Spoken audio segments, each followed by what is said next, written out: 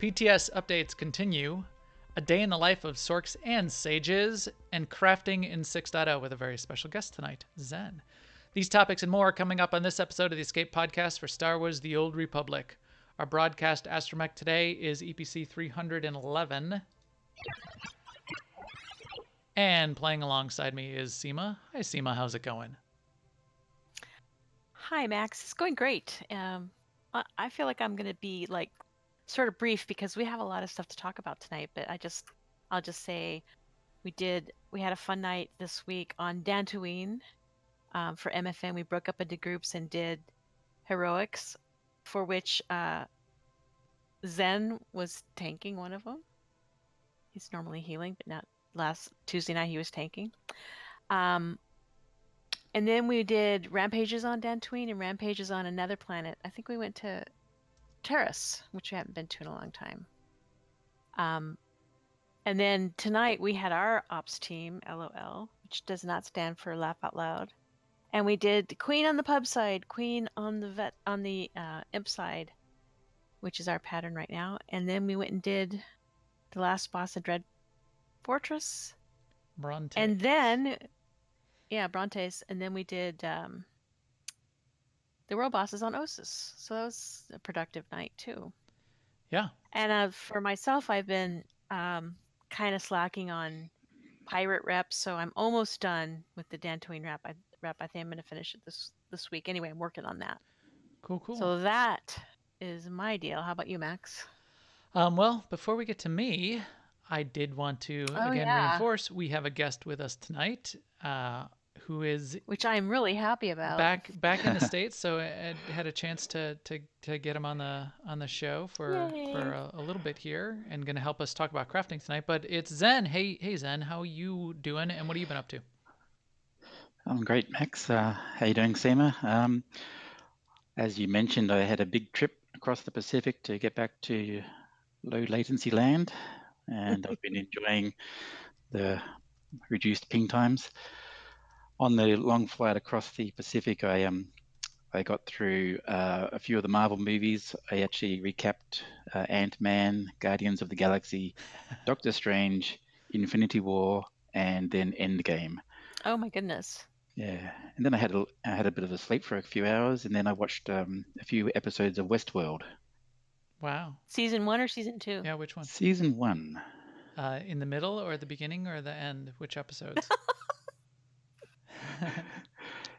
And of the season? Yeah, which episodes? Are you just starting it? The first 3, yeah. Oh, okay. So you're early. It's interesting stuff. I'm kind of interested because I'm expecting something interesting to happen, but I'm not really nothing really interesting happened yet. Well, that doesn't look like anything at all to me. Well, that's cool. So, it does get interesting. That whole first season evolves well. I'll put it that way. I was quite pleased all the way through. It's about what it means to be human and just how, which fascinates me because it's a mystery to me. I don't understand humans really, so what it means to be human, but also what is the meanest, evilest, lowest limit that a human can get to. Yeah, that I do understand quite well. Yeah, so I'll watch a few more episodes probably on the flight back to Australia in a couple of weeks when I head back. Cool. So while I was here with low latency, I did a few more GSF matches to finish off some conquest last week. I've been chasing GSF achievements this summer, and I've got 5 left. Oh, that's right. One for getting some 15 kills in one match. I have to get several matches with 9 kills and a few matches destroying turrets, and then I'll be 100% in GSF. So, oh my goodness, that's quite an accomplishment. Yeah. So I'm expecting them to wipe out that achievement altogether with 6.0. Yeah, right. Nobody plays GSF anymore, so we're just going to retire those achievements. Exactly. And while I've been in game, I've been preparing for 6.0 in a little bit. I've been building up a stash of grade 10 materials, which I haven't really stacked up before. And I've been also I've been preparing to build a whole bunch of armored vehicles and crystal capacitor war supplies next week. And maybe we can get into that later on when we talk about changes to the schematics. Yes. Yeah, that would be interesting because I did not look at the war supply schematics piece of it. So you'll have to update us on that. Yes, In there is something to be updated. in the next couple of But weeks, we are that's going to talk about preparing for 6.0. We're going to do a segment on that. I'd love to have your notes on what you're doing at some point, and we'll add that into our show when we get there. sure. Well, I hope we have enough time to prepare because there's lots to do before I think we 6.0 might, and we'll drops, if talk you about ask me. that tonight as well. So, yeah, that's about it for me. What have you been up to, Max? I have been up to all of these kinds of things, spending a little bit more time on the PTS. I did not get back to Duxon, but it sounds like we in the team, I know I see Mark's in the chat room. We might be doing it again this Saturday night. We'll see how that goes. So I'm going to meet you guys on the PTS in just a second, but I'm here on my smuggler on the fleet. You know, do you see where I am? I'm in the VIP lounge because I am a very important person. And I am about to show how important I am by clicking on these last couple Operation CXP packs. Where am I at? I think I'm at 297. So let's click through here. 298, 299. Wait for it. 299 again. Still 299. And boom, 300 commanding smuggler. Confetti. And where's the next one? It should be there too. That was my last one. Commanding smuggler and resolute commander. There it is. Okay. So this is it. This was the end. The end of my summer of 300. We passed the autumnal equinox a few days ago. Summer is over. Winter is coming. You're weak. Your children are weak, and you won't survive the winter. This is it for me. So a whole bunch of us in the guild got the Resolute Commander. We've been watching it ping by all summer. Few people are still trying to get it out there and get it done. There's still time. Clock is ticking, but there's still time. So we'll see. We'll see how much time we have. And again, we will talk about how much time we each think we actually have when we get to that segment at the end. But that's what I've been doing. And I think with that, we can move on and talk about the news. And behind the scenes here, I'll flip back over to the PTS and catch up with you guys. So news time. Now an Imperial News Network report. First up in the news, Matt Pusevich is continuing to give us updates on what is going on with the old Duxon. And he's put more updates in. He's got a couple of the art teams working on it. I like the couple notes in here, and I'm looking forward to it. I hope we get a chance to see it on Saturday. He said there's been art updates. If you remember where we showed in the last couple episodes, the entry canyon where you're finding the creatures on the outside, sort of in the jungle there. Red is the first creature that you encounter. He said a cave has been created to sort of have a home for Red out there where Red is hiding. You're still going to have to kite Red through the canyons, I'm sure, but that's been updated. We've seen graphical updates along the way. And then there's a whole list of notes, if you look in the dev tracker, of the mechanics updates that are going in as well. So it should be interesting to get in there and try it out. The one that we haven't finished yet on the PTS in just trying it out is Apex Vanguard. And there's a whole bunch of updates here which describe a little bit more of what's going on with the with the Apex Vanguard.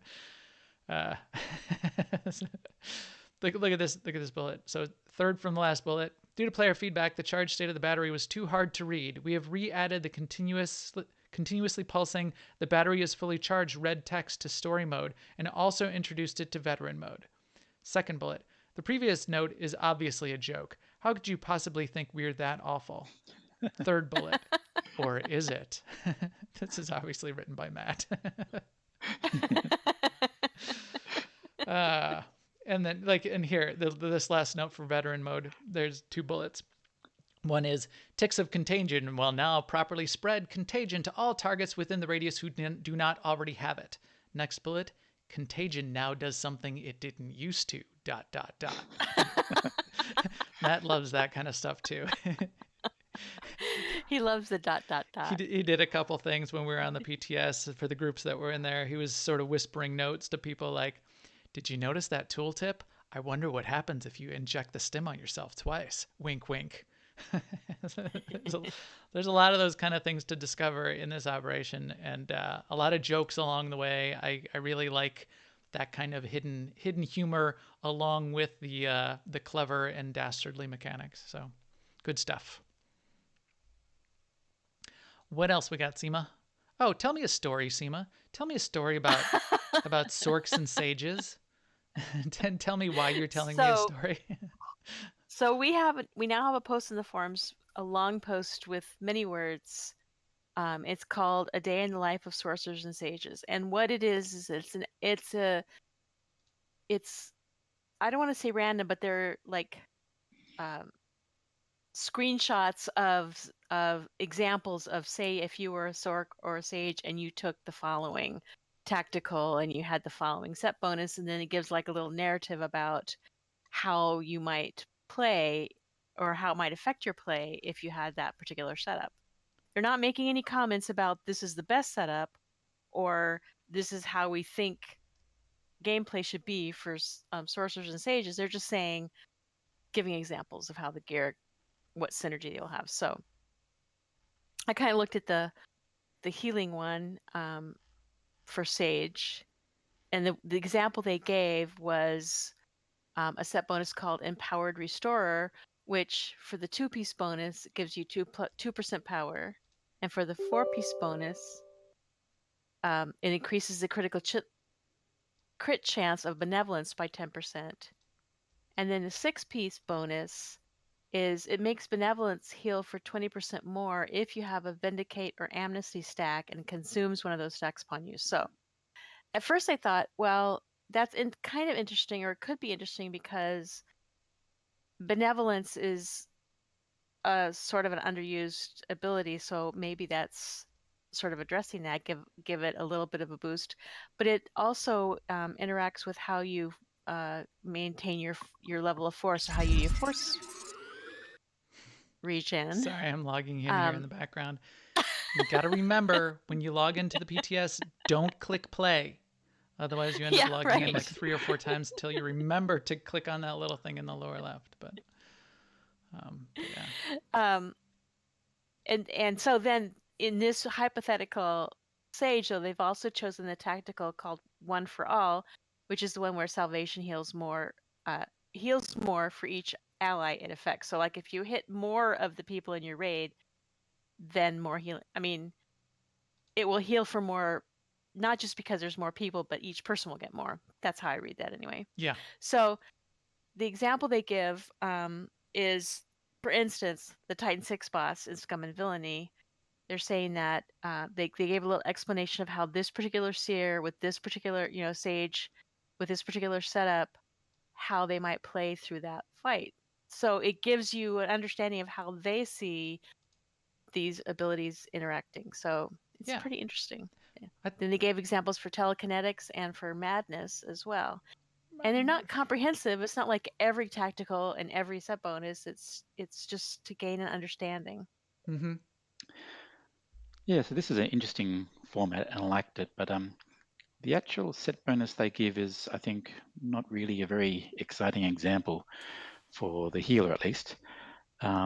Basically, the 2-piece bonus helps you to do a bit more healing. The 4-piece bonus does more healing, and the 6-piece bonus does more healing. So it's not really changing the way you play or adding extra effects to any of your abilities. And if you compare that with our current set bonus, which for a sage, the first one provides a critical auto crit for deliverance once every 30 seconds. So that helps you to add deliverance into your rotation. The four-piece bonus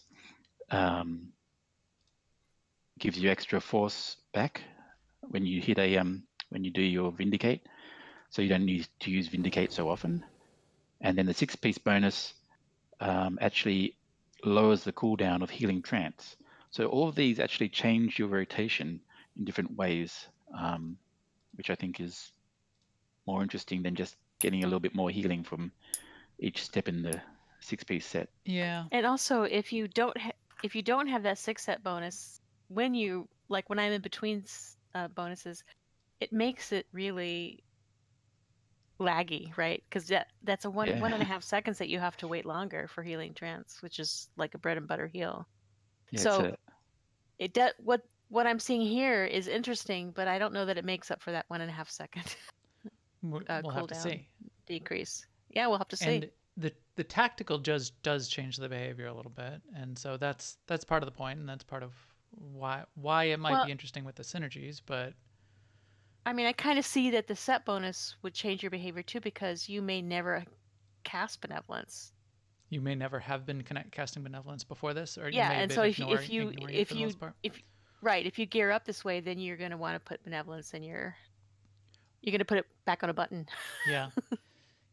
Yeah, so it could. Docking bays 38 could and 11 are closed to public traffic until evacuees from Dantooine can be offloaded. I changed the settings on the public server. That voice on those voices on the fleet are quite loud these days. They are very loud. Yes. Quiet. I thought this was interesting. So a couple things. I like the format of the post. I like that they tell a story, and I think that's the right way to get this across. So a couple people looked at this post and went, OMG, too many words. TLDR. But if you just go down to these little narrative sections for each of the specs, or maybe even just the specs you care about, you'll get a little bit of the idea of what they're going after. However, they've done this so far with Sorks and Sage. I think they're going to do Assassins and Shadows. When they go to Mercs, they're going to have nothing, because what are they going to say?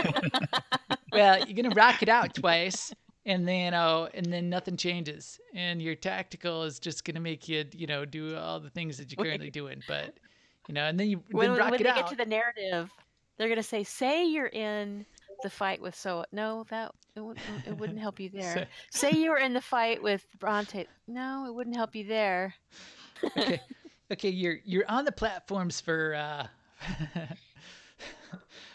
you're in Eternity Vault. You're on the platforms, and your whole team wipes, and you want to find a fast way to wipe also. So you can, if you rock it out twice, you'll be off the edge of the platform. So there you go. That's your narrative.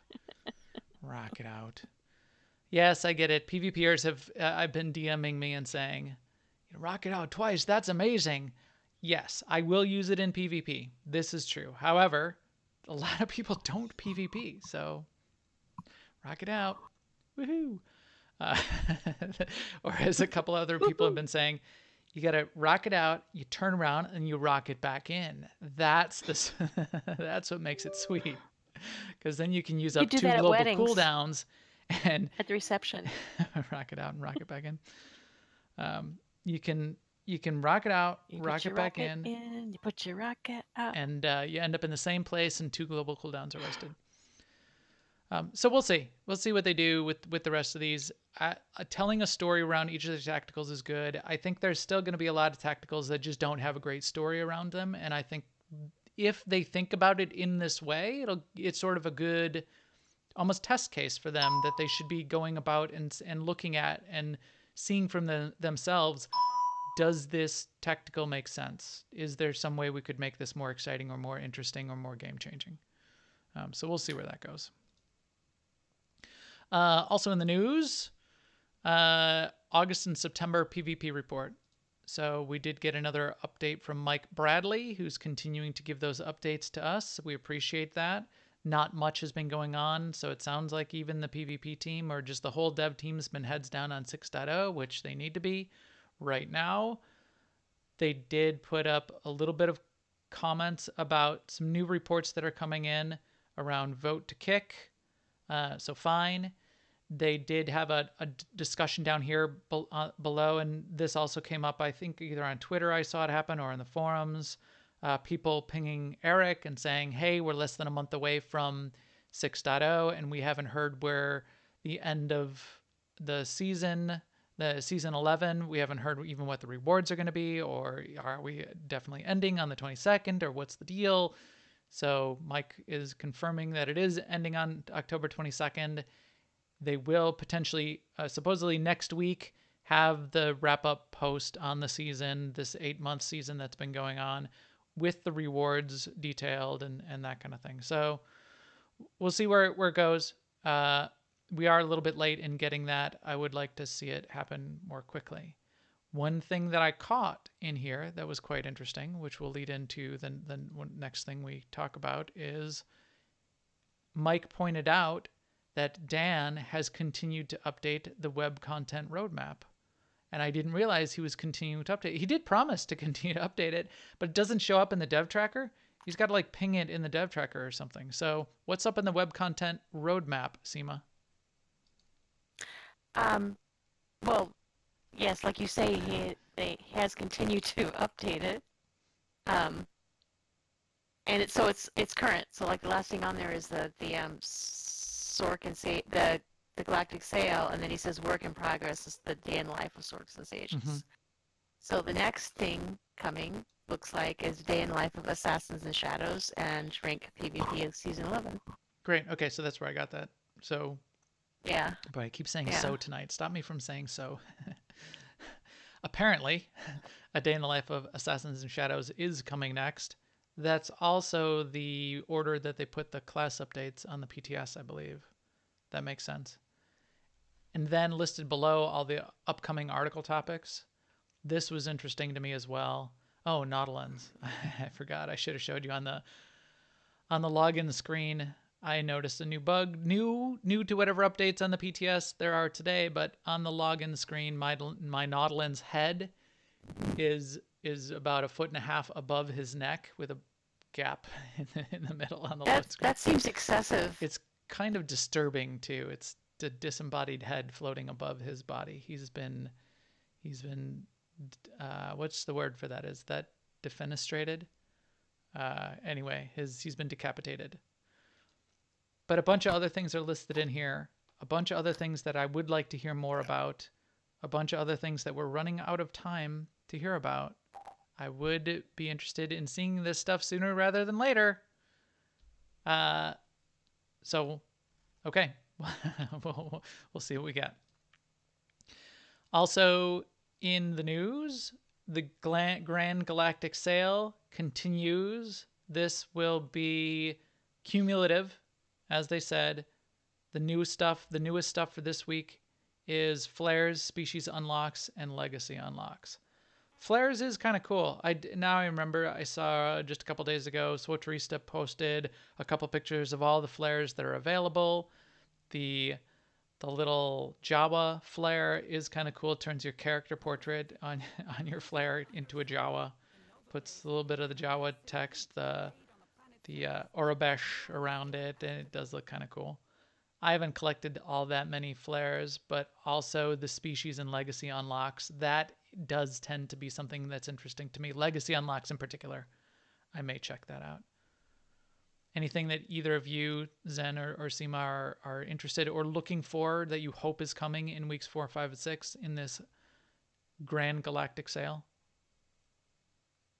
Yes, I'm waiting for character renames because not all of my characters have the name Zen in them. So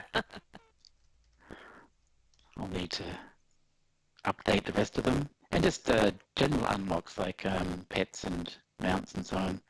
I collect a few in between unlock sales, so I'll unlock whatever I haven't unlocked before next time I have that sale. Yeah, that's interesting.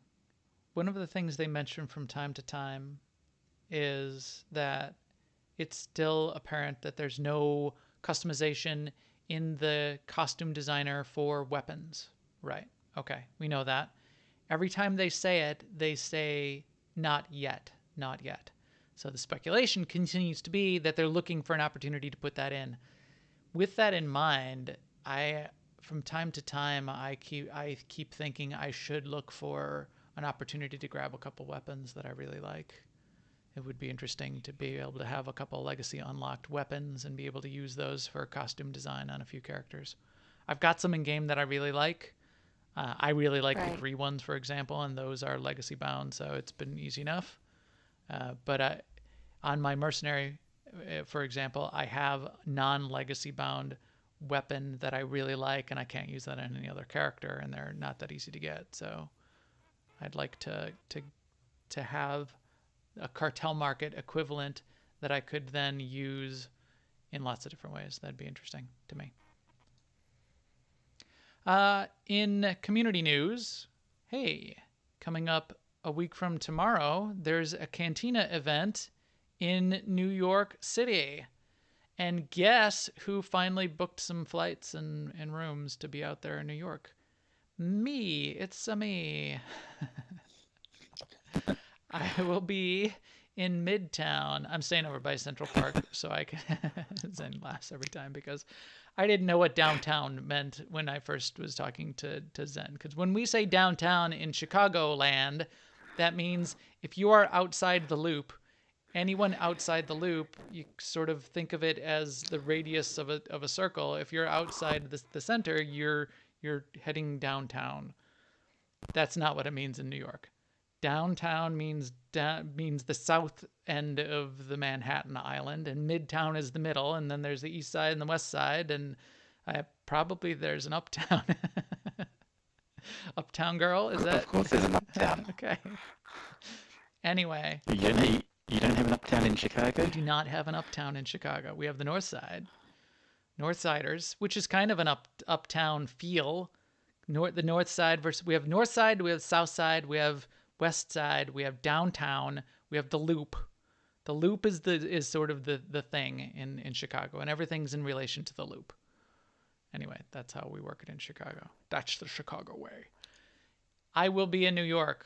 I will be in New York on Thursday night and on Friday night, and a little bit on Saturday morning and hanging out, and then I'm flying home Saturday late afternoon. So that should be cool. I'll be doing a couple runs in Central Park. So if you want to catch up with me, I'll probably do a run around midday on Friday and then in the morning on Saturday. So there you go. I want to get one of those bicycle big truck drivers, like a bicycle taxi driver, to like ride just in front of you, and I'll eat a big bucket of ice cream while you're running along.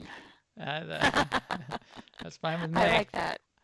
If you could like hold up a pad with like an iPad with movies playing or something, that would be great. Run along or you could hold up. I do this in the winter on the treadmill. I have a big screen in front of me, and I'll put these great videos on YouTube of running on trails and paths around the world. It could be Singapore. There's New York, running in New York though. So you can run in front of me with a first person video of running in Central Park that I can watch the video then while I'm actually running in Central Park. That would be really meta. What else we got going on, Seema? Well, tomorrow night is Mega. This month's Mega, so that's the 27th. And that's when we're going to go and do the mission to acquire the magenta. Wow, that word just left my brain. The magenta lightsaber crystal. So it should be a fun night. Fairly low key. We'll have some trivia, although Maylon can't be there, but he's designing some trivia for us, even though he can't be there. So everyone's invited. That's awesome. This should be fun. Serendipitously, SWTOR put together a tweet stream about a week and a half ago, which said, hey, here's something old in the game that you guys might not remember. It's the Magenta Crystal quest line, and it's a really cool thing, and if you ever get a chance, you should do it. And I replied and said, how convenient. Our guild is doing this as a monthly activity on the 27th. So if you're out there and you want to join up, if you're on Starforge at all, come check with us. We'll put a tweet out. We'll get anybody on the server who wants to join in. We're going to do the little bit of a journey.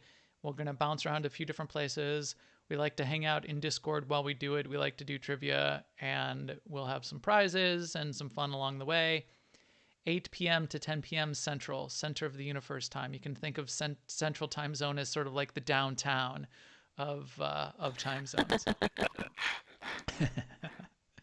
Surely it would be the midtown of time zones. It's not in Chicago.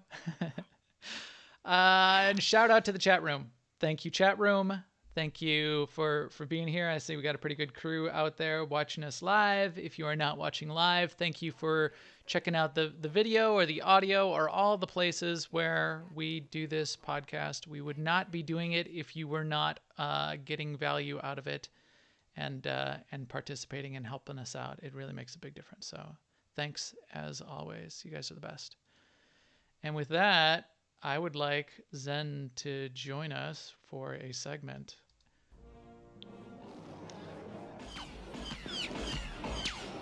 Jedi Zen. We would be honored if you would join us. Okay. Fantastic. Jedi Zen, we would be honored if you would join us to talk about crafting. I gotta open my nose. And back just up like here. in the movies, I was lured here under false pretenses, and I've been forced to stay. The PTS arrived just before you did, Zen. I cut a deal that's gonna make crafting better for all of us here in Cloud City. Seema, what have we here? You truly do belong with us among the clouds. All right. So crafting, we are here on the PTS. We are here on the fleet where you do train up all the crafting, and we're going to talk about it a little bit. I've been playing with it some. I know you have, Zen, and that's why I pulled you in. Seema has as well. So we're gonna hit on a little bit of gathering, a little bit of crafting, a little bit of this. They don't have the blog post out yet, which is a little bit frustrating. They don't have all of this finalized, although I think they're close. I think they kind of think they like where things are at right now. There's a post in the dev tracker right now that you can check out and start to provide a little bit of the feedback. The feedback that's in there right now is really positive, and everybody's liking what they're seeing. They're cheering BioWare on, and no, of course, it's a shit show. You can't keep using that bit. I want to. It's so good. It was a shit show, obviously. Sorry, Taliesin and Evatel. I will stop. You don't have to send me a cease and desist letter, obviously. I will stop now. I am a thief of other people's good content, obviously. Anyway, the feedback is mixed. It's not terrible, but the feedback is definitely mixed, and so that's what we're going to get into. So let's start with gathering. I was out gathering. I pulled in my I copied a character over. I copied my Sork over, who does archaeology and bioanalysis and scavenging, and I copied the character over, and I put a whole bunch of materials on so I could put them in my item stash, and I put a ton of credits on, and I copied it over, and it came over and it was naked. I didn't have gear on, of course. So I messed that up, which I always do.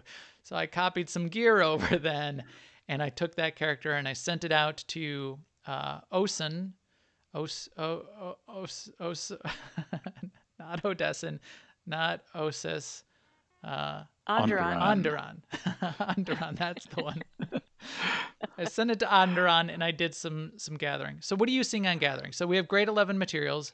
The grade 11 materials come in 3 tiers, which I think is a little bit weird, but you gather all 3 tiers off of each node that you're gathering on, and you gather a good amount of them. But let's talk about that. So what have you seen on gathering so far, Zen?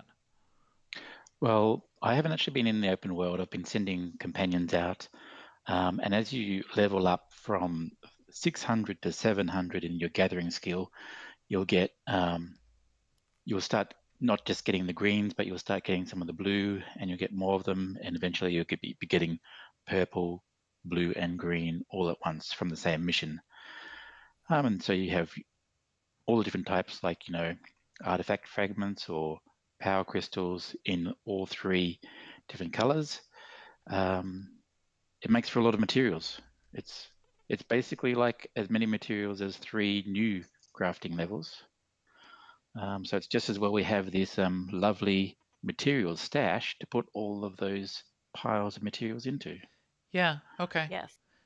When I went out into the open world and was gathering, even at 600, so tip for everyone, when you want to go out and start doing anything, you have to pay for the unlock to get the next tier from 600 to 700. You have to pay for it for each of the training, for the gathering skills, for each of the crew missions, and for each of your crafting skills. It's about 500,000 credits per skill. So it's 1.5 million to upgrade your 3 skills. I thought it's kind of expensive, but fine. Then at 600, when I was hitting those nodes right away in open world, I was getting blue and purple and green off of every single node. Maybe by the time I get to 700, I'll be getting more purple because you definitely get less purple. But you can see here in my materials inventory, I'm already getting, for artifact, you get the lustrous artifact fragments and the lustrous Bondar crystals. I've already got here 13 fragments and 7 crystals that are the purple grade. I have 28 and 24 of the green grade and 15 and 26 of the blue grade. So it's a random amount every time. It's a little bit buggy because you don't see it in your chat log. So that's a bug, and they go directly into your materials inventory. So it was difficult for me to see exactly what I was getting, but this was gathering probably off of about 4 or 5 different artifact nodes that I found there in the open world. This is the amount of materials that I got. So 3 tiers of materials you're getting, and so you were only getting green when you first started out, you said, Zen, when you're sending your companions out? Yeah, That's a little bit of a bummer. But and how many were you sort of getting back of the, even of the green?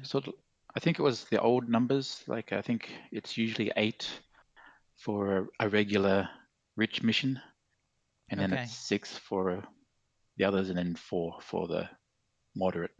Okay. I think it's something like that. So that was what was most interesting to me, is how many materials I was gathering off of a node, how many materials would be coming back from sending a crew skill mission, gathering mission out, and then comparing that to what they've done for crafting, the crafting tiers and the amount of materials it takes to craft anything in grade 11, which I think is a little bit crazy. And this is where some of the feedback is at right now. And maybe we've got an opportunity to provide some feedback and change it. But the first thing I started to notice when I was trying to craft anything was, in any of the crafting, this was back in 5.0, a time frame is when they started this. When you want to craft something, let me open my crafting window here. You need to first create the components, right? For biochem, it's these cell grafts.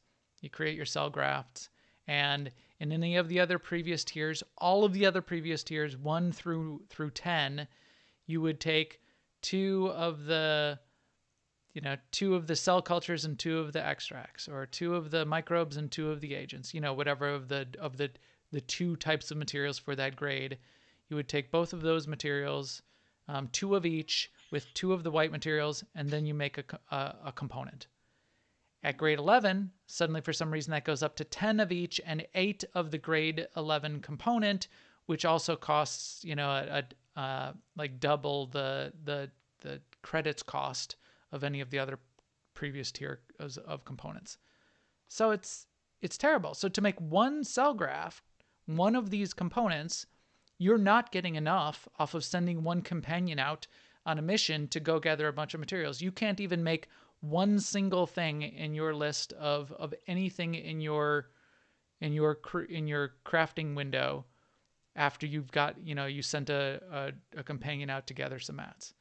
You can't even make one of the components that goes into a thing that you would make. That seems a little rough to me. So, Yeah.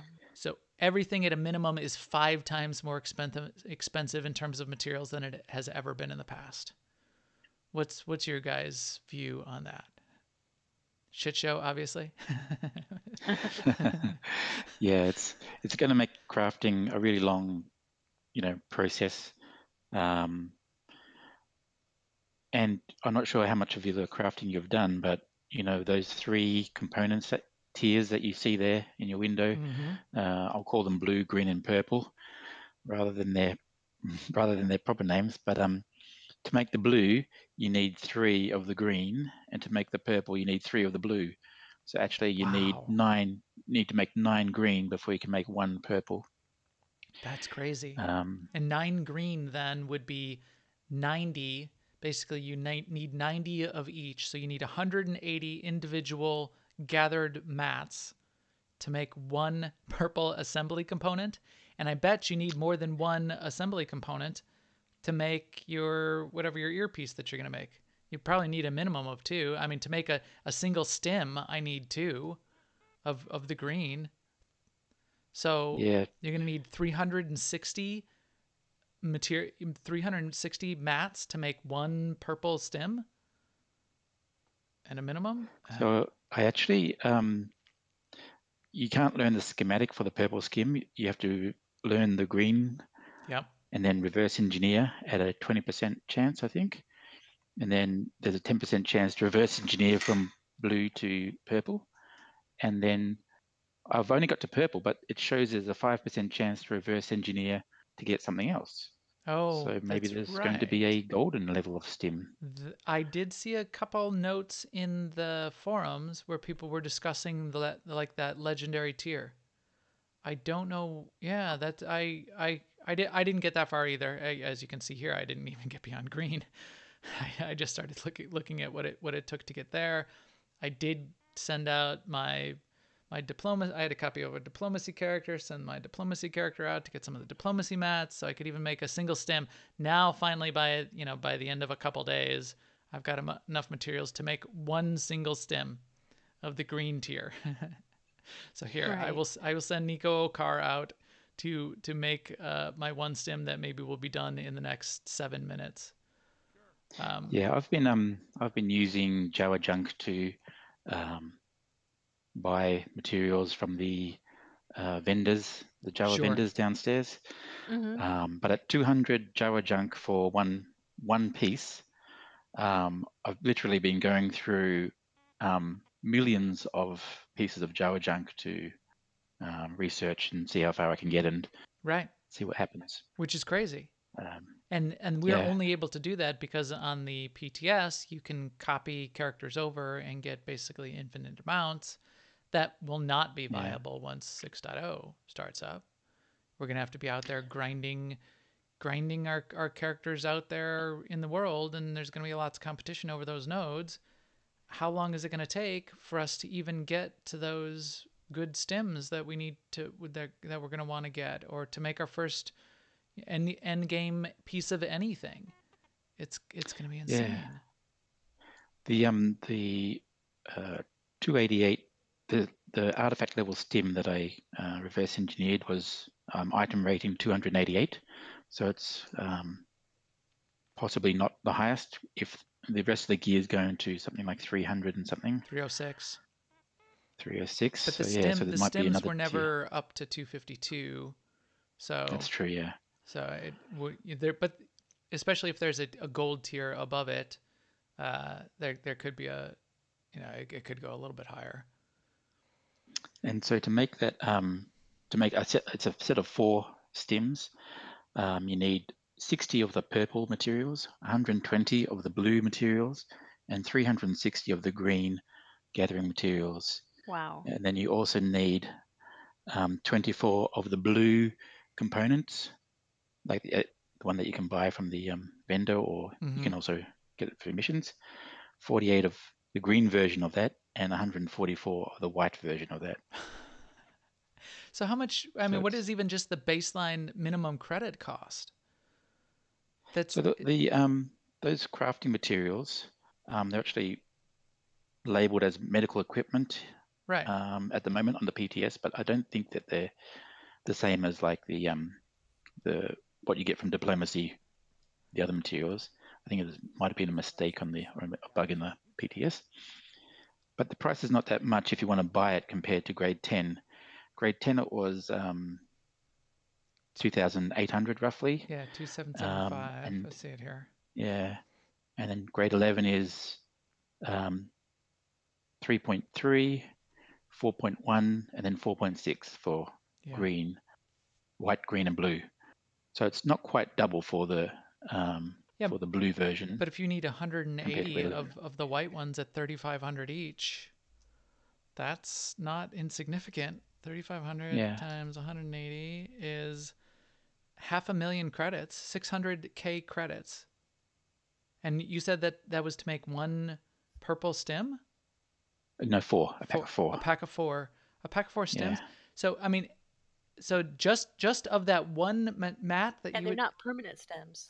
This is just Correct, to make stems. Yeah. So you're going to basically be spending 1,000,000 credits to make 4 stems.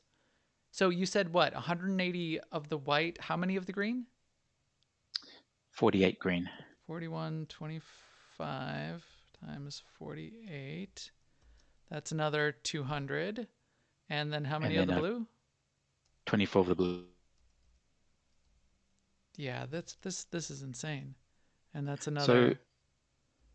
So my thought is that if people are not going to be crafting in 6.0, they should still send their companions out to gather non-stop and then sell those materials on the GTN, because I think that'll be a good way to earn credits. Yeah, that's just under 1,000,000 credits to get one hit of just the vendor materials. That's not even counting all of those other materials, the value of those other materials that you gathered. That's wrong. I know other. I'm like stammering. I'm so beside myself here. I know lots of people in the game that to whom 1,000,000 credits is significant. You know, they're saying, what? Oh, you guys have millions of credits, and I could use a couple million credits just so I could cover repair costs for the next couple weeks. So I have many credits. 1,000,000 credits isn't that much to me, but even when I said here, you got to pay 1.5 million to upgrade all 3 of your crew skills to unlock the 600 to 700 rank, so you can keep getting the higher. You can level up your skills. I even thought that was kind of a lot to say that to make one batch of consumables is at least 1,000,000 credits baseline on top of all of those materials that you're going to pile on top of it, which are probably worth millions alone. It's probably the value wise a $10 million credits to make a batch of stems. What the heck?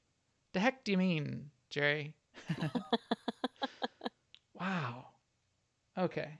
So that's problematic. What do you think they're going for? So let's talk about that.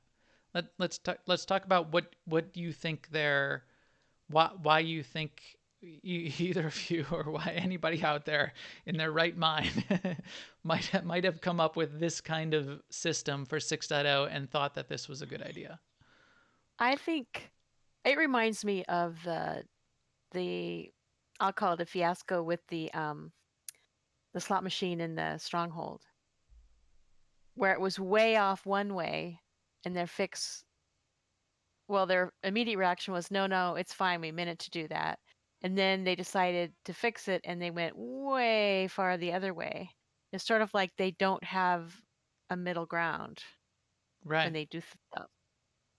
Yeah. The other thing you started talking about in the pre-show, there, I made my 4 stems, and I didn't crit, so I just got my 4.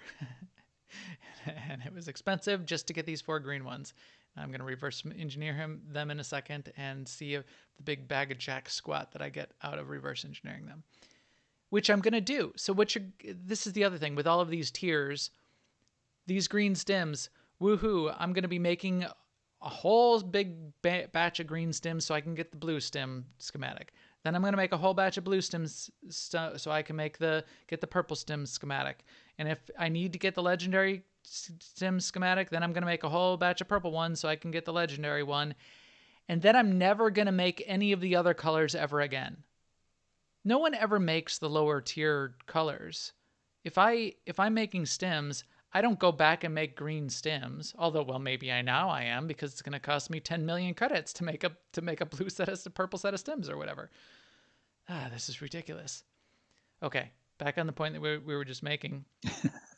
In the pre-show, we were saying maybe they are looking at their statistics. Maybe they're looking at some of their reports and they're saying, let's look at the average. Let's look at the average number of materials that people are banking, and let's do something appropriate so that these giant stacks of materials that we think people might be getting, we have something in the game to consume those. Because if that's what people are getting from a week-to-week basis, then fine.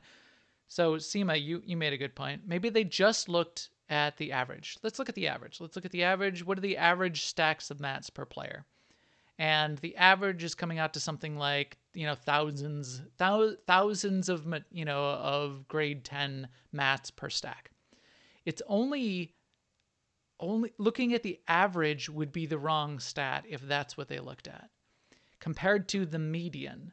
So median and mean. Mean says the average. And when you've got people out there, and we know people in our guild who have tens of thousands of grade 10 mats in stacks, tens of thousands, if not hundreds of thousands of mats, whereas the 99% of everyone else has a stack of 200.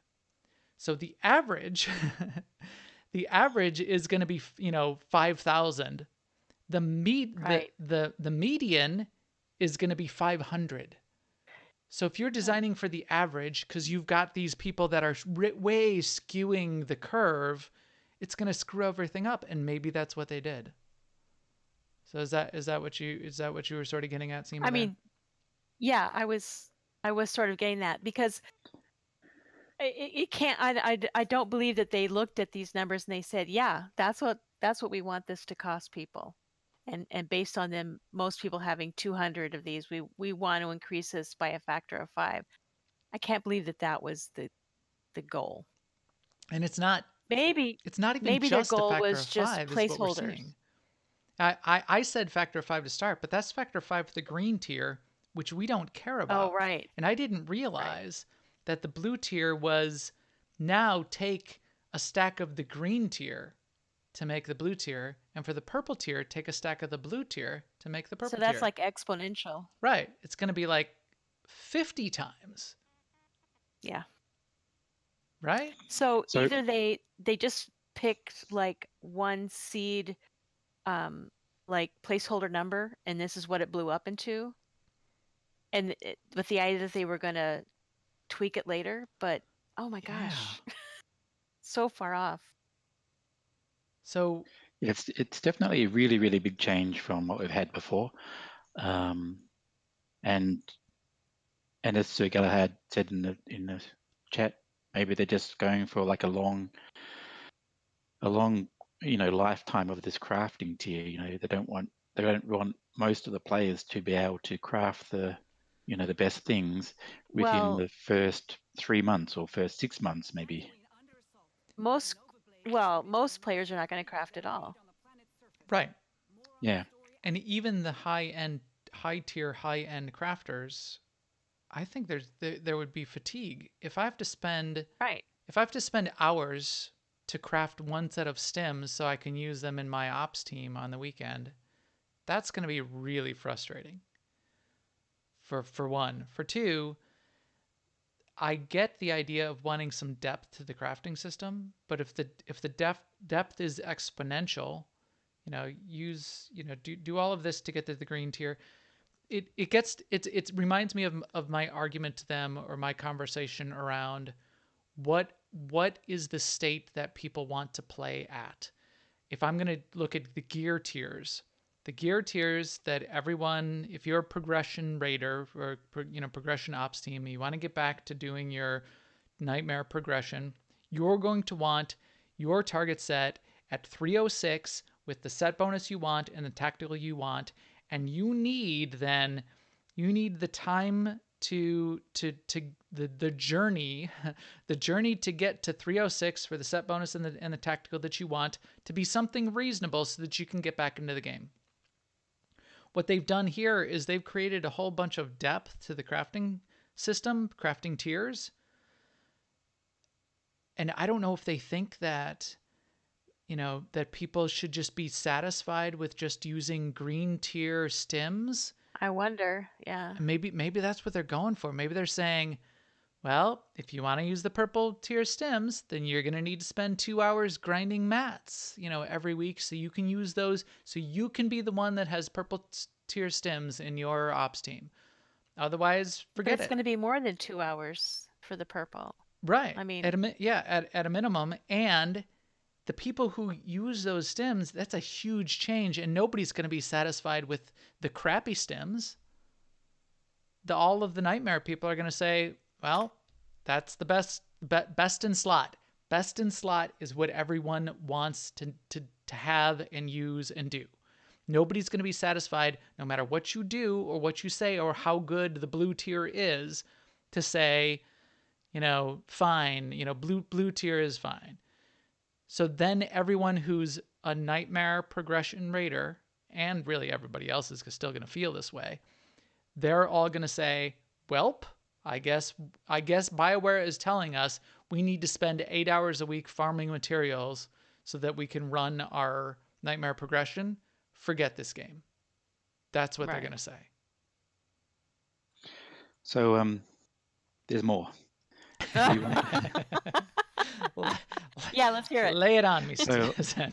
all right. So if you go over to your crafting trainer, Max, and learn the schematic for an earpiece, I think you're on Biochem, so you can.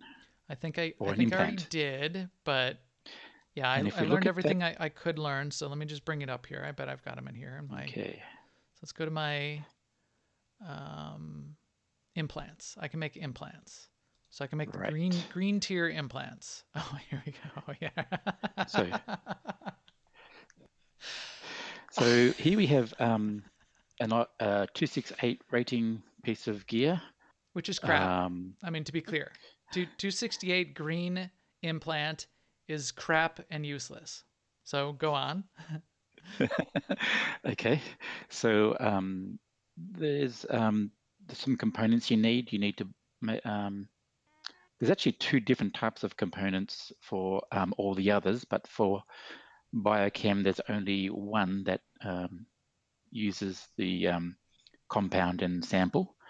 But for the others, for example, I'm on my artifice, and there's two different types of components. One which requires just the gathered materials, like artifact fragments and power crystals, and the other one which requires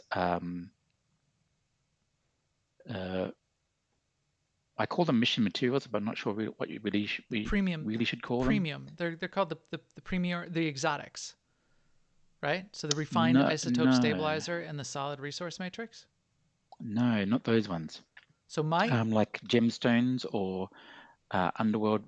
okay, so yeah, okay. Underworld metal or crew mission. Yeah, crew mission materials. So I need crew mission materials to even make a stem. I need diplomacy materials to make a stem. Yeah, but for the other stat giving pieces of gear, you need to have both types of components, but you only need a couple of them for that 268 green. Sure. What's going to be probably a little bit more difficult is what's labeled as refined isotope stabilizer. Yes. Which you require 20 of, I believe. That's the exotic. Yeah, 20. Which is not the same as a refined isotope stabilizer that we can currently get. It's got a different tier level. They're not refined. Yeah, the current ones are just isotope stabilizers. No, the current ones are actually called refined isotope stabilizer. Oh. Yeah. These are more refined. Okay. These are the grade 11 exotics. The tier. And I don't know they where call they them drop tier from. 3, but yeah. Yeah. So the ones we currently have are called tier 2. 20.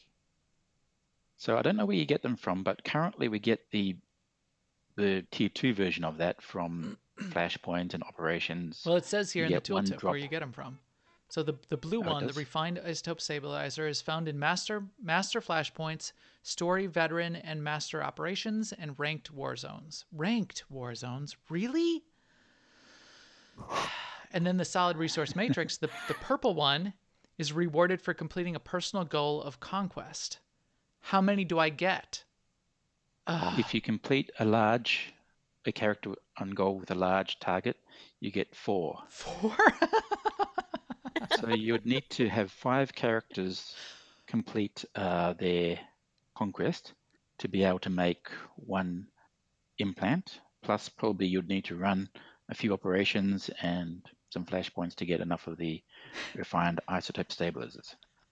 To make one of these crappy green crap tier implants, which are good for nothing except reverse engineering. Correct, yeah. So you have to remember that all the gear that we make with crafting is going to help give us better drops elsewhere. So if you make yourself some 268 implants and put them on, then in theory you'll be getting better drops for the rest of your gear. And then when you get better implants, maybe that's the right time to take off your old ones and reverse engineer them and try and learn some new recipes. Well, maybe. So sure, I'll equip one. Yeah, so fine, I'll equip one. But again, these are the crap tier that as soon as I get the blue recipe, I will never ever make again. Yeah. And now I have to complete. I have to complete my personal target on 5 characters to be able to make one of these. And what's the reverse engineering rate for green to blue? I think it's 20%. You've got some green stuff there. Maybe if you want to try and reverse engineer yours. Okay, so I did my four stems here. What are these 2 buttons at the top? So here's I'll get to that later of stuff that just doesn't do anything. And Stay on target. And we're a month away from release, and we have stuff that just doesn't do anything. Stay on target. Okay. So deconstruction window. I'm going to deconstruct one at a time. 1. Split stack 1. You must first split the stack in your inventory. Great. That's exactly what I want to do. Okay, I'm going to split stack 1. Okay. Yeah, I think I'm going to put 1. You need 4 of those to even attempt reverse engineering. All right, yeah. fine. All right. That's the way it is now, actually, as well. Yeah, you need a few. You're right. All right. Deconstruct. I'm deconstructing 4 of my. Well, hover over it first. Does it show you a percentage? Oh yeah, 20%, I think. Oh, chance to research a schematic, 20%. Yep. Good luck. 3, 2, 1. Boom. You get a big bag of jack squat. That's what you get. You get a big bag of crap. You get nothing. No fizzy lift. You stole fizzy lifting drinks. Good day, sir. I said good day. Yeah. So imagine getting 5 characters through conquest on a large invasion, building something, and then Reverse not having engineering anything it. to show for it at the end of the day. And doing that, maybe 10 weeks later, you'll get the blue one. If you're unlucky. On average, it'll be 5. Well, that's if you're doing 5 characters a week, which not everybody does. Yeah. So, so say I do 3 characters a week, which is aggressive for some people. So, and I get unlucky, and it's, a few tries, 6 tries down the road. So 10 weeks later, now I have the blue schematic. And again, the blue schematic is tier 2 out of 4. So the blue schematic as well is crap and useless. It's not going to be 306. It's not going to be endgame gear. It's not going to be something that you're going to want to craft long term. It's a stepping stone. So good job. Now you're 10 weeks later, and now you're going to need to make a whole bunch of the green ones to make each blue one that you make. Or you're going to have to make the green components. You're not going to have to actually make green earpieces. So you're not going to need the exotics to make you're not going to need them exotics to make the green tier. You'll probably still need more exotics to make the blue tier, though, than the 20. What do you think? Have we seen that yet? Yes, I haven't, because I've never We did invade one week, and I got but we only invaded small. I think I got 5 characters to goal, and I have 10 of these solid resource matrices, which is not enough to buy to build one of them. So if you're in a small guild or not in a guild, you just don't get to craft. There you Or go. don't have 5 alts. I mean, yeah, true. You can get a personal target without being in a guild. Oh yeah, that's right. I should This have is mentioned you personal do targets. get 2 for your personal target as well as the guild Okay. one. So you could get 6 per character if you're invading large. Still, that's only 6. Oh man, this is crazy. Okay, talk. you ready for the next one? Yes. No.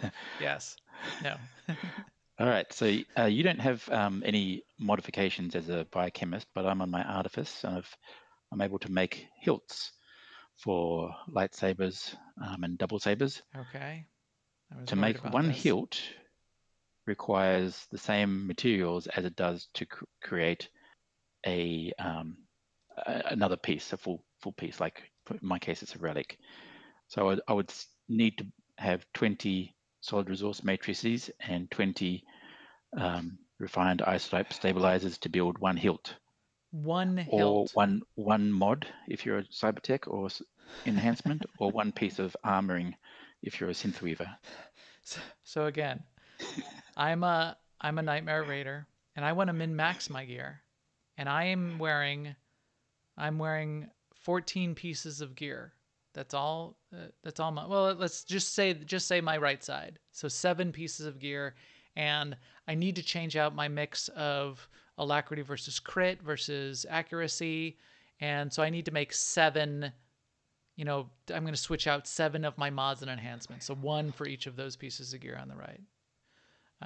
So you're saying then I'm going to need to base. You need to get you need to get 4 characters to conquest each week to build each modification. So say you're at least an I elite don't know if the crafter. costs go up. You're an elite crafter, and you got lucky with all the reverse engineers, and you got them on the first try. What do you think that you would price your purple or your gold level mods and hilts and earpieces, that you would have to price them on the GTN to make them worthwhile the effort that you have to go through? They're going to be like 100 million credits. Well, the top tier main hand and offhand are craftable and sellable at the moment, and they're usually around 300 million. Yeah. But it's got the 3 pieces in it. It's got the hilt, the mod, right, and the enhancement. So just for a hilt, 100 million credits. Yeah, something like that, I would say is. Which is out of reach for 98%, 95% of the population. Yeah, this is insane. This is insane. This is not the kind of depth that they needed to go to. I could see like intricacy, depth. They should have gone through horizontal and not vertical depth. This is vertical depth. It's to get to 306, to get to the top tier of mods and enhancements, to get to the top tier of earpieces. It's like an order of magnitude more difficult for a reverse engineer. It's all like vertical depth, and everybody wants to get vertically as fast as possible. Otherwise, you feel like you're not making any progress. Horizontal is what they should have been going for, which is maybe it's a long journey and a lot of research effort that you can build on and do week to week to get to craft a new kind of tactical, or a new, something that's you're at 306. You can go with this gear, but something cosmetic, or something that's a twist, something that's horizontal progression, not this vertical progression that's going to take 6 months to be making anything of use, and forcing you to charge people 500 million credits for some nice weapon that you're trying to put up on the market that's no one, that 2 people on the server ever are going to buy. So my strategy here, I think I'm going to try and focus on relics, because as we all know, it's the most difficult item to get a lucky drop on, because you have to get Right. There's You so have to many get out there. Right. you have to get a relic, and you have to get the right type. So I'm going to focus on building, focused retribution and serendipitous assault relics. Maybe just one of them first, and then all the other materials I'm probably going to sell them on the GTN, because there's going to be somebody there with billions of credits that wants to just craft their way to 306. Yeah. I mean, there will be. And I think it's a way for other people to earn a bit of money. It's a way of distributing money from the billionaires to the people who just want to make a bit of extra money on the side. Yes. So so you'll feel good about making money. You'll feel bad because you don't get good gear for a long time and you can't actually make anything of value. But Yeah, you'll feel good about making credits. you'll be relying on getting gear from drops and from tech fragments. Right. Yeah. Wow. Okay. So now we're getting a view into the scale of where things are at and the tiers and the sort of the magnified jump from level to level and the vertical nature versus the horizontal nature.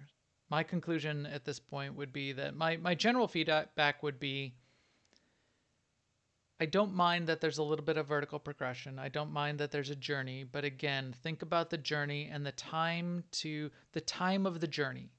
If the time of the journey is too long and there isn't a light at the end of the tunnel for somebody playing at a reasonable rate, no matter what the reasonable rate might be for them, if that time to journey is too long, they're not going to put up with it and they're not going to stick around and they're not going to wait it out.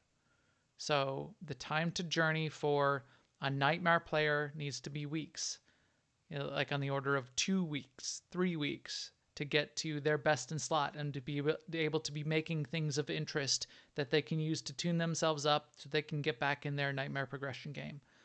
The time to journey, in my view, for a casual player needs to be on the order of 8 weeks. That was always, 2 to 3 and 8 to 10 for hardcore versus casual. Those were the journeys that I was interested in. So if I am an augment crafter and I want to make a full set, and I've been, and this is what I do. Every expansion so far, I've learned all the augment recipes, and I've done whatever it takes to learn the new augment recipes, and I've gotten all my crafters and my pipeline of materials so that I can make all the top tier augments, all the best in slot augments, and that's what I do. If my journey to making augments is more than 10 weeks to get that all in place, where it's only been pretty much 2 weeks in every other previous expansion, and I'm not even that casual. I can't call myself that casual. I play a lot. So if it's more than 4 weeks for me to be able to get my crafting game back in the game, that's going to feel bad. That's just going to feel bad to me. Huh. And that will be, I think, the crux of my feedback at this point in the process. You ready for one more? This is the last one. Open up your schematics and look at your war supply schematics. Oh yeah, you told me. I don't think I trained. Okay, so let me go. No, I think I have to go to the vendor for the war supplies. I don't think I trained any of the war supply stuff. Where's my? No, you don't need to train them. These are just they change the existing schematics. So all right, open it up. What do I? Okay. Here I am. War supply, infantry supply kits. Yep, I'm not sure if you remember exactly what they were before, but there was one recipe that required 8 of the grade 2, 6 of the grade 4, 4 of the grade 7. No, I don't know. 4 of the grade 7, 4 of the grade 8, and 4 of the grade 9. That recipe, the 8 grade 2 materials that were required has changed to become 8 grade 10. Let me see. Oh, you're right. Grade That's the one 11. you're looking at Yes, there. you're right. Yeah. Wow. So That is cruel. Wow. So this is obviously they're just trying to, again, they took that lever and said, average 5,000 stacks of 5,000 materials on average. Let's crank that lever all the way over, and because this eight of these materials, it's 10 of each, so it's 20 gathered materials each. So we're up to 160. So you need 160 individual node gathered green level materials off of um, the new that new planet that starts with an O. Wow. Onderon. Onderon. Just So for that slot. And then all of these other slots too. You're right. So This for is biochem, insane. you would never build on that schematic. You would always build on the other schematic because it doesn't have that grade 11 component, which requires 8 pieces. It only uses grade 10 components, which require 2 pieces of each. That's insane. Yeah, why would you ever do that? Yeah. So for the other crafting types, ArmorMech, ArmsTech, Synthweaver, Artifice, and also Cybertech, they can create crystal capacitors or holocrons of strategy for the force-related ones, or they can create armored vehicles or starship weapons for the tech-focused ones. Yeah. The crystal capacitors and the armored vehicles are the ones that are going to be using the grade 11 And there's materials. no choice. So next week, I'm going to be building a lot of them based on the 5.x schematic, so that I'll have enough to last me for a little while in versions. Right. And I won't need to build them based on the recipe that that's requires the grade One 11. thing you're going to do to prepare. Good point. Right, Seema. So that's a preparing for 6.0 tip. Huge, huge tip. And what are the two that you said? Holocrons of strategy and infantry, or No. You should build crystal capacitors and armored vehicles next week when it's unlimited crafting for Conquest. Huge tip. Max is making a note of that. Oh, I totally did. And anybody who's in the chat room or listening to this podcast, that is a huge, huge tip. You'll basically be saving yourselves tens of millions of credits worth of materials if you stock up. That's if you ever want to make an invasion force ever again. Crystal capacitors and armored vehicles. Make those next week to get to your personal targets. Stock up a lot of Jawa junk or do whatever you want. Crystal capacitors, stock those. Get a stack of 1,000. I don't care. As many as you possibly can, because you will never ever want to make one again in 6.0. Right.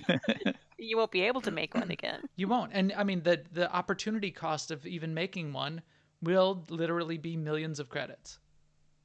Wow. Okay. Well, we've sort of run out of time here. This has been very informative. Gotten me a lot deeper into it and uncovered a lot. I really appreciate the time here, Zen. To wrap it up here before we leave, last question for each of you, Seema and Zen. As I look through here, as I look through the things I see and the things that I haven't yet seen, and the fact that we're not even in phase 3 of the PTS where we're supposed to be running like 10 flashpoints or whatever, and the fact that I get to like my inventory window and I've got these buttons which do nothing at all and I've got these windows which don't even have the art created yet. What's your estimate on whether or not this is coming out on October 22nd? And if not October 22nd, when do you think it's going to come out? Zen, you first. I think it's going to come out. They might push it a week to October 29, but it'll come out. But there might be something missing. They might have to leave something out. Yeah. And that might bring it in November or December. I just don't think that they can push it any later because of the Jedi Fallen Order game and probably some controls around the time of the movie. But And yeah, the we'll holidays. see. And just the holidays coming. Yeah, It's a huge obstacle. Okay. yeah, they can't release it on the day before Christmas and then go on holidays, can they? No, they've never done They that tried before. that. No. It didn't work so well. Nobody would ever do that with a game. Okay, so that's Zen. Seema, what's your viewpoint? Is it the same? I mean, I agree exactly. I mean, it's gonna come out on the 22nd, or like Zen said, maybe push it a week. But I think they're between a rock and a hard place. Plus, they've drawn a line in the sand. So yeah, it may. I don't know what state it will be in, but I think we'll get it. At this point, for me, my guesstimate, I'm gonna go with it's gonna be pushed a month, and they're gonna try to wedge it in between Jedi Fallen Order and Rise of Skywalker, and they're gonna try to do it around Thanksgiving timeframe. I like what they're doing. I like the effort that they're putting in. I like that they're being really bold with some of the changes they're making to the game. I just do not think that it's in a state right now that it is anywhere near ready to be in to be there.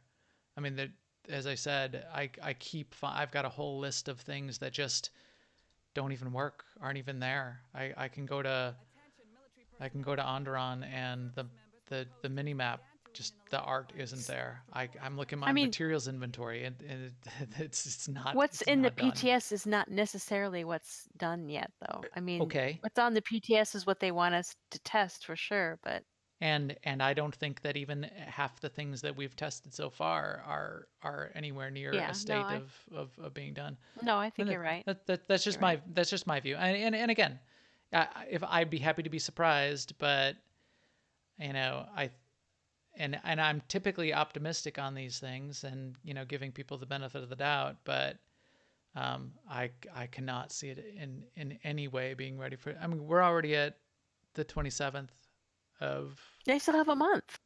They have less than a month. They have less than a month. Well, they have a month to make the 29th. I mean, just even the packaging and the language translation and all of those kinds of things that still need to get done. You need weeks of time to do that stuff. I think let they're alone the maxing it. development. They're saying it's not due. It's not. It's not October 21st. So we're not going to put the real values in because that'll only take a minute. Yeah. So my guess is the day before Thanksgiving. That's my guess. Okay. The Tuesday Yep. the Tuesday before Thanksgiving. That's I where I'm bet at. you one green ear plant. Mortimer, 268. one standard bet, Mortimer, $1. All right. Well, this was excellent. I really appreciated you being on here, Zen. Yeah. This was really cool. We'll have to do more of this kind of It was great to be here. If you can give us any other tips along the way, or want to throw them out there for the community on things that you're going to do to get ready for 6.0 in the next couple of weeks, we'll have that show that we'll put together on all the things that we should be doing to get ready for 6.0. Again, Zam had a good post on some of those things. We're going to gather a whole bunch more, but I think with that, our EPC 311 droid is ready to kick out an airlock to broadcast this podcast to everyone out there. Please keep up with us on Twitter at MaxTheGray, at AIE and at JediZen_0001. And if you know any other cool people that should be playing with us and playing with Zen and playing with Seema in AIE, our guild, tell them to come check us out on aie-guild.org, or tell them to jump on Starforge. They can get to our guild Discord on aie-guild.org, up there in the toolbar at the top, guild resources, and ask us for a guild invite. We would love to have you. We would love to have you come play with us on our Tuesday night fun nights or our monthly events, which we have one tomorrow night, the 27th. And with that, we will talk to you soon. Later, everyone.